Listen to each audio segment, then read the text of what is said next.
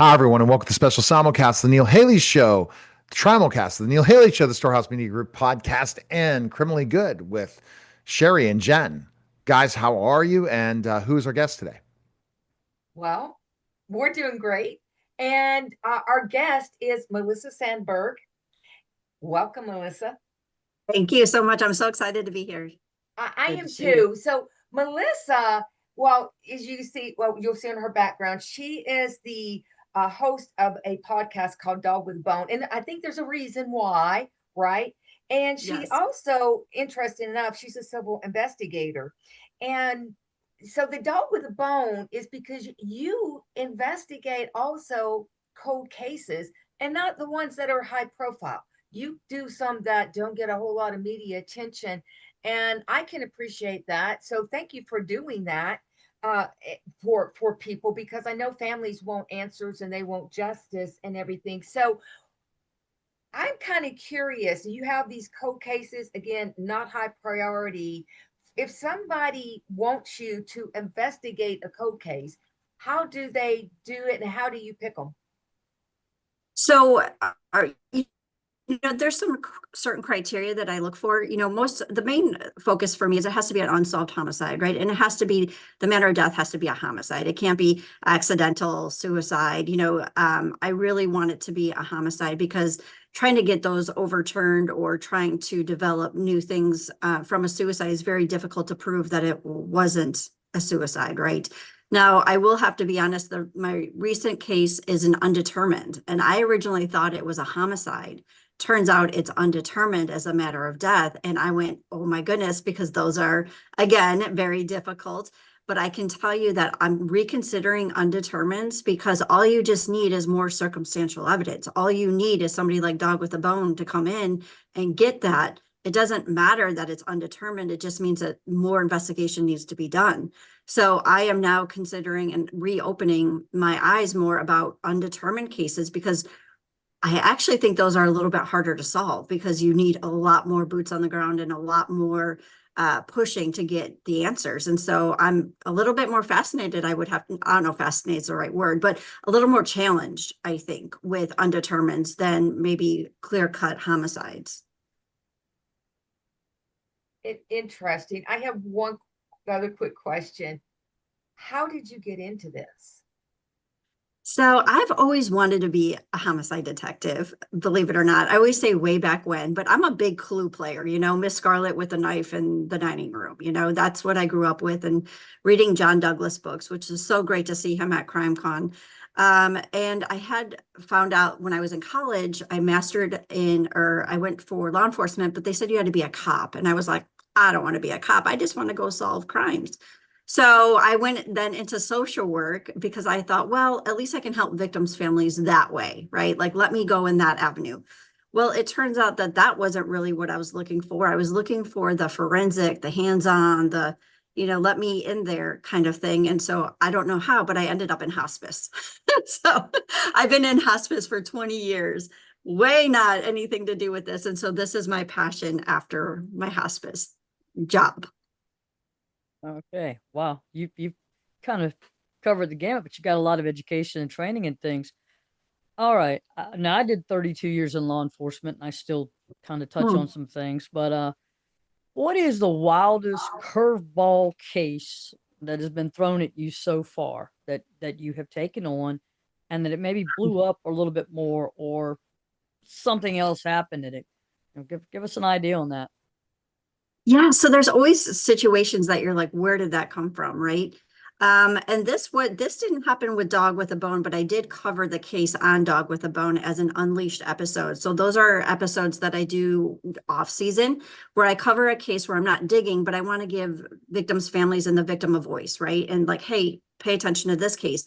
Do you all remember Gretchen Fleming? She was missing from Parkersburg, West Virginia. Do you remember anything hearing about Gretchen Fleming from Parkersburg? She was an individual who went missing, and I was investigating another case from Parkersburg, Judith Petty, and her manner of death was undetermined. And I was at a local pub where you think you get the best information at bars and bowling alleys. That, I don't know about you, but that's been my gold mine. Wherever I am, I'm like, where's the local bowling alley? And where's the local pubs? So I was there getting information on Judy's case. And this individual I happen to be next to, he tells me he's a cop. And I'm like, awesome, great. So here's Judy's case. Do you know this case? Like, just talking to him. I give out my number to everybody because I'm like, hey, if you have information, call me. So this guy just started calling me, didn't know who he was. Fast forward a couple of months, I get these random texts like, hey, how are you? And I'm like, who is this person? I never respond. Thanksgiving comes and he goes, happy Thanksgiving. And I'm like, happy Thanksgiving. And then I see it's from Parkersburg. And I'm like, oh my God, is it my petty family? And I've been rude and like not responding. So I respond, I'm like, I'm sorry, who is this? And he tells me his name is, is Preston. And I'm like, oh my God, it's the guy from the bar, right? The cop. Well, 4 days later, well, he's asking me, what am I doing that weekend? I'm like, what am I doing that weekend? I live in Florida, dude. You're in Park. Anyway, so 4 days later, I happen to be watching the news. Gretchen Fleming comes up missing from Parkersburg. Flashed on the screen. Last person to see her alive, Preston. Well, that's I a curveball. dropped my clothing on the floor. My face went white. And she has now been arrested and charged with her murder. We have not been able to find her in 2 or 3 years. They just found her bones and identified her a couple months ago, and he is now facing trial. And I can still picture him. But he was like, "What are you doing this weekend?" And she went missing. And it was one of these. I was there investigating something else, but hey, right there with him. Wow. And it's crazy. So I actually cover Gretchen's case on my podcast, talking about this interaction with him. Right. So when you think about that podcast, what do you want people to learn most about it? Like learn from these true crime cases? Because a lot of times people make really stupid decisions, right? Yes. Without knowing what's going on, and risks that we all take. And we're like, thank goodness that wasn't an axe murderer. But there could be the next axe murderer or the next serial killer you could be hanging out with. And that could be a woman or a man. And you just never know. So what are some telltale signs from what you've been studying to look out for? I mean, I guess I didn't do very good that one. Yeah, you almost messed that one up. Or you wouldn't be here right now. I do think that he is a serial killer. I do think he stalked women. He a predator, 100%. But I've learned to trust my gut more, because I remember standing next to him and I didn't know what it was. But again, you're in that element, right? And I'm learning how to get my information. I'm a very social person. So I go out and I'm like, hey, Melissa's here, and people talk to me that way. And that's one thing that I have going for me, is that I'm not a cop. I'm not a private eye, I'm just me, and people feel comfortable talking with me. But I think I've learned how to be more mindful of my gut, because I was investigating Judy's, and yet I almost became a victim. So what do you think what was the gut? What like, from what you've learned in these investigations, what's things that you should say, this is a gut instinct to watch out? No, thank you. I'm not going to take that risk. Yeah. I think when I started feeling in my stomach, like his answers weren't making sense, but I ignored it. He's telling me he was a cop, and he's telling me all these things about what he did. And there was things that weren't adding up. Like, how do you not know about this case then? And then he told me he was no longer a cop and got moved out. And there was things in his story that I should have listened to more than being like, oh, he's telling me things. Let me say, that was my first case. So you've improved. I've improved. I've gotten smarter. Yeah, you've got to turn on whatever that is before you step into one of those places, because you want to be very acutely aware of who's around you and what they're telling you. But it sounds like there were a lot of red flags popping up for you, and you were trying to be polite and trying to get the information, and all of a sudden it's like, this guy is creepy. I mean, what are the odds though, but then I guess they really are pretty high. But I'm like, what are the odds I'm there for Judy's, and then I happen to cross a killer? And Okay, well, he hasn't been, convicted yet, but he's going through the process. So, Oh, I'm it's gonna one look of the those case up when things. this is over. But yeah. Yeah. I follow it because what's weird is one of those triggers of victims where I can still feel his aura or his presence next to me. And when I put myself back, he was standing and leaning against the bar where he could see all the ladies in all the room. He's a straight up predator. And at the time, looking back, I didn't pick it up. So there's definitely more victims, I believe. Well, I don't know. You've probably experienced this too, Sherrie, but she did law enforcement in New York and I did it. And I can tell you, there are certain people that give off, and I don't know a better word for it than just an evil aura. That's what yes. And it stays like you can, when you think Yes. back or you have a Yes. memory about it, it's like Yes. right there next to you. You can feel that, I don't know if it's a negative energy, but it's something wrong, and you can feel Yeah. about them. But then when you think back and you realize just what kind of a person they are, or what they've done to other people, you can pick that up off of them. You can still feel it. I feel it from some people from 30 years ago. So Yeah, I'm I don't telling know, you. Sherrie, And did you find that off of some people that you met? Yeah. It's just that sometimes a hair on the back of your neck is one Yeah. way to describe it. We just stand up. Yeah. Yeah. Yeah. Yeah. And that's the best way that what you just said is because people think I'm weird, but I'm like, I can still feel the aura, like his hair, like I can still see myself there, and people don't understand what I'm trying to say. And I sound weird about it. So I'm glad that I'm not alone in that. No, not alone at all. I'm not crazy this time. Yeah, and truly there are monsters and they do stay with you. And Melissa, you do work with law enforcement agencies to work. How did that come about? You partnering with them and helping? Yeah, I've been very blessed, I will say, that I've had great relationships with law enforcement, prosecuting attorneys, and BCI. So my first season is about John Burnside, and I'm currently working with the Ohio Bureau of Criminal Investigation. So they've had the case for about 2 years since Dog with a Bone came on and took John Burnside's case. He was murdered in 1993. It's over 30 years old. And so when we came on, BCI got involved, and they've had it since, which is a really good thing, because if BCI does not feel like they have anything or any place to go, they will give it back. So I have developed really good relationship with the agent. I was just there 2 weeks ago. You can see me on Facebook. I'm posing next to the Ohio BCI sign outside. I asked for a badge. They wouldn't give it to me, but I got the sign outside. So I pretend to be an agent for a day, and that's the best I could get. But yes, I've been very blessed. In my current season, I met with the prosecutor for 2 hours on the current season. So they've been very welcoming of me. And I think because they know I'm not here to exploit. I'm not here just to make a podcast. I'm here to find the truth. I dig for the truth. And if something needs to be held back or not shared on the podcast, I'm not going to do it. Like I check with my agent, I check with the prosecutor, like, hey, is this going to hurt anything? Because that's the last thing that I'm looking to do. I'm looking to get it through the finish line. So I think I've been able to develop a very mutual respect and great working relationship with them. So, I talk totally. a lot, see? Yeah, no, I'm definitely, I just think that, so what do you feel that makes your podcast special? Going investigating the cases that are not being investigated. Yeah, for me, it's about giving victims their voices back.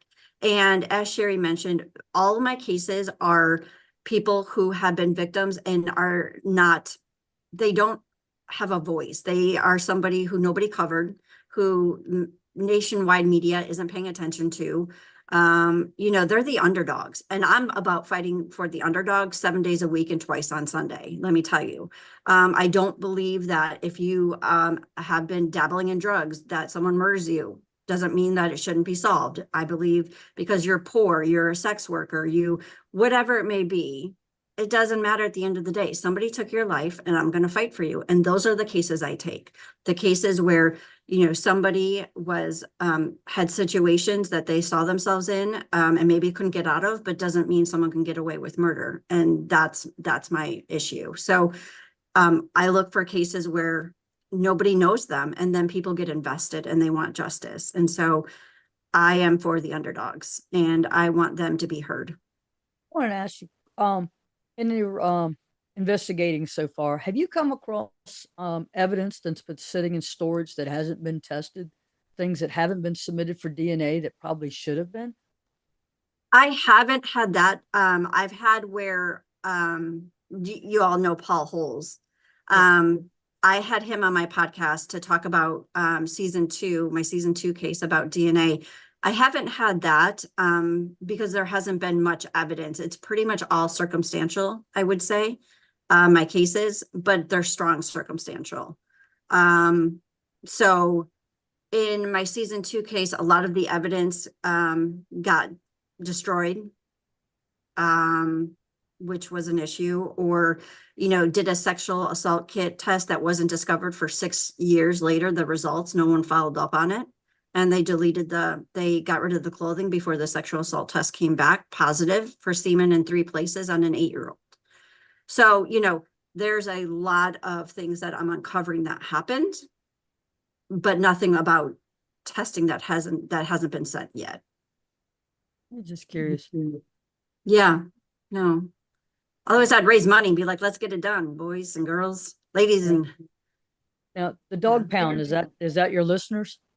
Yes. Okay. Yes. I say, welcome to the dog pound. Yep. So, hey, you got anything that's happened behind the scenes that you haven't told the dog pound yet that you'd like to share with us? Well, let me think. No, not yet. I know that good things are happening in 2 of my seasons that I'm really excited about, obviously. BCI is making some, working on things. And I don't know if you know about my first season or not, or if that's something you want to quickly hear about, but our belief is there was the cop that was involved that ended up murdering Bernie, my first season's victim, and he chief of police, and he just retired on Friday. So I did celebrate that, and that went pretty viral. So focusing on that, and then season 3 I'm working on with the prosecutor, and that person's in prison already. So we're hopefully looking at combining sentences. So there's a lot of things happening that I'm hoping we will have answers soon for these victims and their families. Well, it's obvious that you're very caring for the victims and their families, and in doing what you do, I'm sure you have to sit across the table or across the living room with or whatever, and you have to talk to them. These are people who many times decades waiting for their answers. Is there an interview that you still think about? Yeah. For me, it would be the interview from the first season I did with Bernie's friend who was there. I interviewed him in jail. So the funny story with that is he's one of those people who moves around a lot. You can't find him. I happened to be going to Ohio and he was in jail. And I was like, well, how sweet, Eric. Like, now I find you. Like, that's so sweet of you to get arrested for me. And so I found him. So I was able to get in the jail and talk with him. And that was a really great interview. But there was questions, I think, looking back, I would have wanted to ask more. But I think the most famous interview that I have done to date for Dog with a Bone has been season 2 with the sheriff, Vernon Stanforth. I had a 3-hour interview with that man, and he's never talked before on Mackenzie Brenham's case. And what he said in those interviews blew up the whole county. So, when talking about an 8-year-old being sexually assaulted and semen found in 3 orifices, he's asking me, well, how do we know a sexual assault happened? He says things, he's focusing on the dad who's been cleared. He cleared the dad, the alcohol fire, I forget the acronym, cleared him, but yet he still talked to me like the dad's a suspect. Instead of focusing on the mom and the boyfriend. And guess what? Turns out that the boyfriend of the mom, the brother-in-law, was deputy sheriff under Vernon. And so this has been a cover-up since 2009 of an 8-year-old. So that whole interview was on Dog with a Bone, and people cannot believe what comes out of his mouth. Wow. So that is one that he didn't know I was recording, because Ohio, you don't have to tell them, which is why I love Ohio. I played the like pigtails and like, huh, and he just sat and talked, and I thought he normally gives 5 minutes, 2 minutes. He talked to me for 3 hours. Never happened before. And he knew he was not, he did did not know he's being recorded. not one bit. So are you afraid for your life that if he comes after you? No. I mean, what's so crazy about this, Neil, is that both seasons had to do with corruption and cops. And I'm like, why can't I just get a case where they're like, good? I'm not a Right. cop, but Exactly. But I'm just saying now, what makes him not want to drive out to Florida to see you based on what well, you maybe he just wants to do that just to see me. But no, I mean, I think he would be stupid to do something like that. I mean, there's so much heat on him. People were asking for petitions for him to be removed. The county is not a fan of him, and it just exploded. So I told people on my Facebook too, and on Dog with the Bone, if anything happens to me, go to those 2 cops, go to Nickel and Stanford, because but they don't know where you live. That's the smart part. You try to keep I hope make sure you don't have any PII anywhere. Yeah, That's the big thing, because they can search you and find you. And I'm sure. And Jennifer, isn't that true? Those sites, pretty much, you got to make sure you're not on those sites, especially being this kind of public figure. You got to make sure all these different sites you're not on, because all they got to pay what, Jennifer, to get that info? Like 10 Well, bucks? he's a 20? sheriff. He's a $39.95 sheriff. tells you everything. The sheriff too, but will the sheriff have it? Did you have that kind of information to get anybody anywhere, or just in your county? It depends on your jurisdiction, what you could search. People can misuse and criminally use the databases that are at hand in law enforcement. You're not supposed to, and it's supposed to be documented. It's supposed to be kept up as to why you're making that search, but people can do what they do. And until somebody tells on them or catches up to them for it, and that's super rare. That's like one of the super rare things. Yeah, that information is very much at hand. And they always say they're going to prosecute people for it, but that's even rare. I mean, he's done so much in his career and it all comes out in the podcast. It's, cover up, corruption, drugs. I mean, it is astounding. And an 8-year-old girl. What Ohio, sheriff is he? Or you said it's Ohio, right? What county? Yeah. What county? Oh, good. You're going to look Fayette County. Fayette County. Okay. Where is that located? Where's that located near Fayette? Maybe an hour from Columbus. Okay. Interesting. Yeah. Okay. Yeah. So he was not happy with me. I'm sure he wasn't happy with you recording him. I mean, I can't even tell that's journalists completely, but isn't that interesting? So in Florida, this is where I would tell you, just because I've had the same situation. I could record in Texas, but I wasn't able to record in Pennsylvania. So it's the state you're recording to, right? It's not the law based on each state. Or is Florida allow recording too? No, it doesn't. No, you have to follow the state that you're calling and recording. So I can't ever record in Florida. Okay. Interesting. Okay. Yeah. And you can't record in Maryland, I'll tell you that, but you can record in Virginia. So that's one of the things too. Going back, Sherrie, to my qualifications, you have to be in a state that I can record in. So you were in Ohio when you were recording?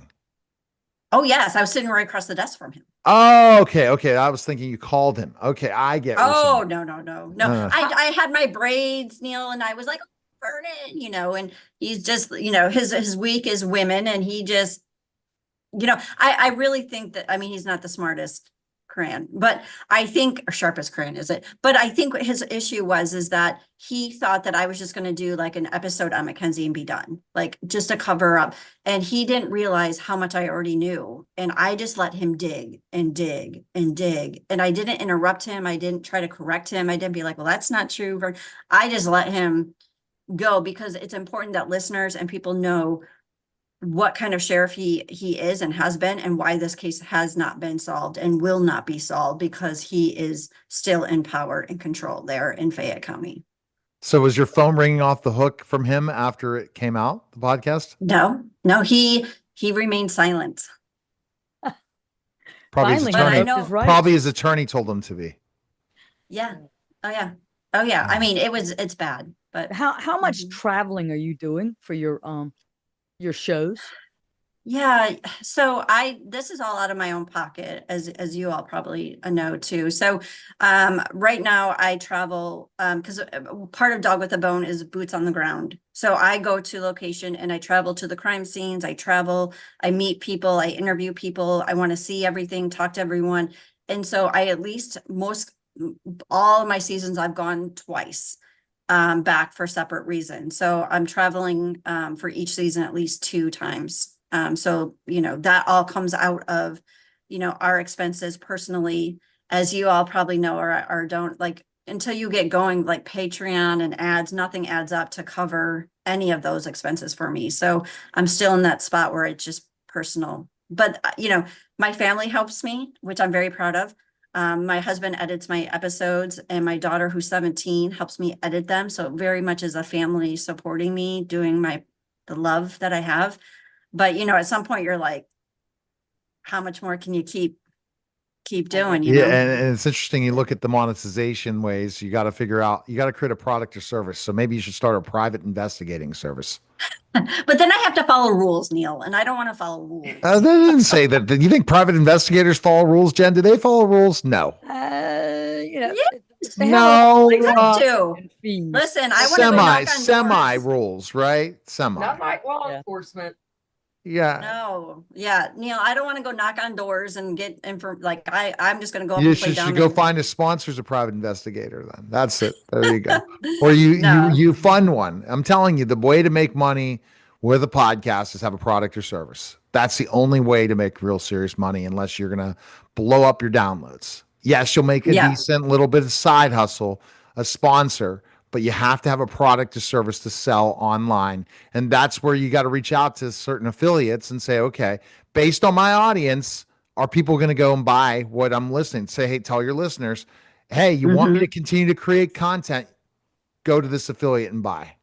And then Yeah. that's the way you start making money. I mean, but the biggest thing is a product or service. So you have to Yeah. figure out what that product or service would be. I'm the product, Neil. He is But the product. but then that means even Patreon's not enough. I'm telling you. So think about that. I'll think about that. Yeah, because Push I mean, anything in related to crime that you can connect to business that's gonna either sponsor you or develop, that's the best way to do it. Not the in-sponsor ads, all that stuff. It'll pay you something, but not enough for what your expenses are just to go to these places. You know what I mean? So Yeah. And that's the benefit too, is like, I don't charge families, like nothing. I don't make families pay for any of this. This is really my passion. This is what I drive for, and when I talk about my first season, I talk about John Burnside from Marysville, Ohio. He was found with a plastic bag duct taped around his head. He had cerebral palsy, and they said it was suicide. Okay. He was found laying on his bed. So no scratch marks in the bag, nothing like that. And when I found his case, only 23 people were following his case on Facebook. Can you imagine? Your loved one died and only 23 people care what happened. Well, that's when Dog with a Bone, comes out in me, and I'm like, I care. I care what happened to Bernie, and I'm going to fight for Bernie. right, and that's exactly what you do, is you care. Yeah. And that's I do. important. So where can people check it out? Well, everywhere. So Dog with the Bone is on Spotify, Apple, YouTube, here, all the major platforms. I'm on Facebook, Insta, Do you have TikTok, a all of website? that. It is coming. It is Okay. coming. All right. But those are the main things. Oh, All this right. was fun. Oh, it was fun. Okay. We're going to be back in touch with you for sure. Exactly. Your stories and what you're doing. Go to storehousemediagroup.com for all things publishing, podcasting, and media, and go to jenniferclarkeeskew.com to purchase her book. Appreciate it, guys. Thanks again. That was the Thank you special so much. Simulcast of the Neil Haley Show, the Storehouse Media Group podcast, and Criminally Good with Sherrie and Jen. Take care.